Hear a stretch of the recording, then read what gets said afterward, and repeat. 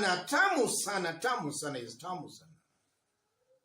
Politics in Western, the Mulembe nation, is getting a little bit interesting. Immediately, Musalia Mudavadi, Wetangula joined William Ruto, opinion polls have been done in Western. And funnily enough, or ironically, all those opinion polls are showing William Ruto, Wetangula, and Mudavadi's popularity declining in Western, as Raila's popularity rises in Western. All the opinion polls are all indicating that. A Raila's rise, a William Ruto, Mudavadi, Wetangula decline. That's on the national platform. And then if you narrow it down to county, in Kakamega, for example, there is this little known aspirant by the name Fernandez Baraza. Before Malala joined William Ruto, actually Malala was coming as a force, the person to beat in Western. But upon Malala joining William Ruto, this Fernandez Baraza is actually coming up as the man to beat in Kakamega gubernatorial seat. Yes. And about 2 weeks or 3 weeks ago, Moses Masika Wetangula, while on a campaign trail in Kakamega, asked some random Kakamega residents who they would prefer to vote for as their governor. And the answer was very straightforward. Fernandez Baraza. That was about 2 or 3 weeks ago. And for the better part of today, there is also a video that has surfaced of some random Kakamega residents being asked who they would prefer to vote for as their governor. And the answer is not in any way different from what Wetangula was told some weeks ago. The answer is straightforward, Fernandez Baraza. So in this video, I just want us to understand exactly what might be happening in Western, and in this case, Kakamega. And before we dwell into that analysis, I want us to have a look at this short clip of these residents being asked who they would prefer to vote for as their Kakamega governor. Listen into this. Governor? Baraza. Malala naye?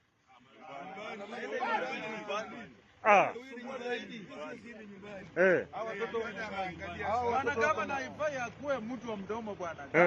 Ule mtoto bado hajatosha. Yes. What does that mean politically? That's our analysis and the discussion right now. In case you've just bumped here for the very first time, subscribe, give this video a like. Yes. About 2 to 3 weeks ago, immediately after Musalia Mudavadi joined hands with William Ruto, they were on a campaign trail in Kakamega. And Moses Masika Wetangula asked some random Kakamega residents who they would prefer to vote for as their governor. And the answer was very similar to what those residents of Kakamega are actually saying. And for those who might have not watched that video, look at it briefly. Hapa chini governor mnataka nani? Fernandez Baraza. Huyo tutatuangalia chama, tunataka tu tupe kijana wetu. Atuangalie chama huyo. Huyo ni kijana wetu. Osundu anasimama tena. Osundwa wiki. Yes. That was Moses Masika Wetangula about 2 or 3 weeks ago. And the response is not in any way different from the response from the first clip. A clear indication that Fernandez Baraza is the man to beat in Kakamega and not Malala or Bonielwale. What is actually happening in Kakamega? Looking at all those clips and even what is happening with Musalia Mudavadi, there seems to be a constant factor in Western. And anybody who associates with that constant factor, actually your popularity in Western declines or diminishes. Before Boni Alwale joined William Ruto, you will largely agree with me that Boni Alwale was being seen as a formidable candidate for Kakamega gubernatorial seat. Immediately Alwale joined William Ruto, his popularity started dwindling as time went by. And as I talk right now, Boni Alwale is just a shadow of his former glory in Kakamega politics. And then before Cleophas Malala joined William Ruto, Cleophas Malala was actually a force. And some of us were even seeing a possibility of even Malala winning Kakamega gubernatorial seat.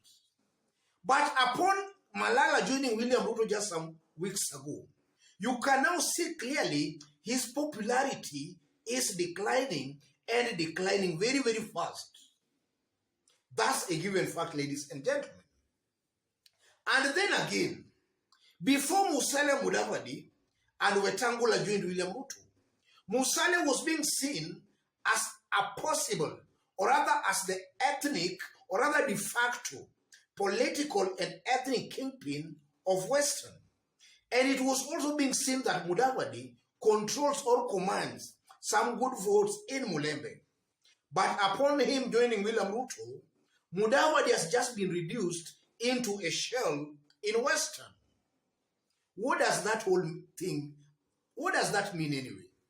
It's very clear that William Ruto is the constant factor in Mulembe politics.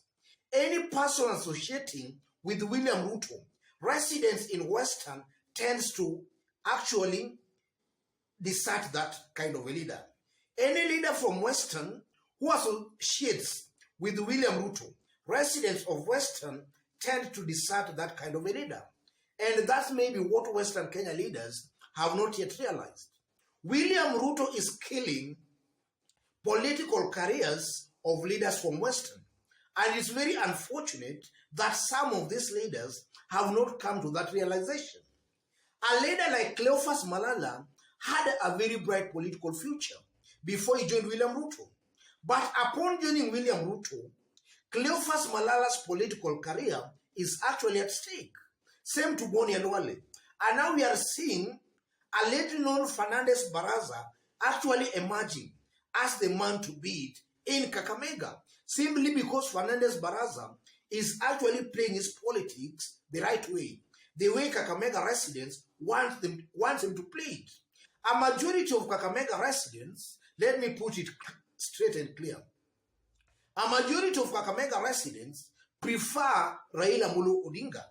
And any candidate associating with Raila Amolo Odinga is most definitely being given a favorable hearing. And that's largely why we are seeing Fernandez Baraza popularity rising very steadily in Kakamega. As Alwale and Malala declines, and even Musalia Mudavadi, his popularity is declining. And even Moses Masika Wetangula. The constant factor here is that William Ruto is actually killing political careers of these Western Kenya leaders. And that is something that they must look into before maybe they are buried politically. Having said that, also, ladies and gentlemen, I also believe that the likes of Cleophas Malala, Boni Alwale, they should concentrate in Kakamega politics. They should forget about national politics because they spend a lot of time actually concentrating on national politics, forgetting that actually they are seeking for Kakamega gubernatorial seat. That's some kind of a local politics. Kalwale's undoing and also Malala's undoing, they are just making the same blunder. They forget they're looking for Kakamega gubernatorial seat. They concentrate more on national politics.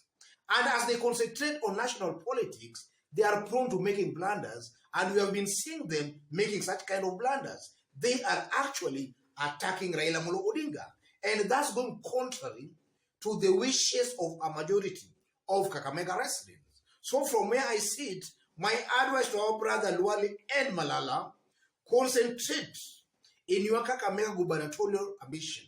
Forget about national politics, because it's very likely that the more you concentrate on national politics, you are just making political blunders and you are making Kakamega residents hate you more. Otherwise, ladies and gentlemen, just as I did indicate when we were starting, in case you've just bumped here for the very first time, kindly subscribe, give this video a like. To those who are watching us outside Kenya for the very first time, kindly drop a comment, let us know from which part of the globe you are watching us from. And if possible again, subscribe, give this video a like. God bless you, God bless Kenya.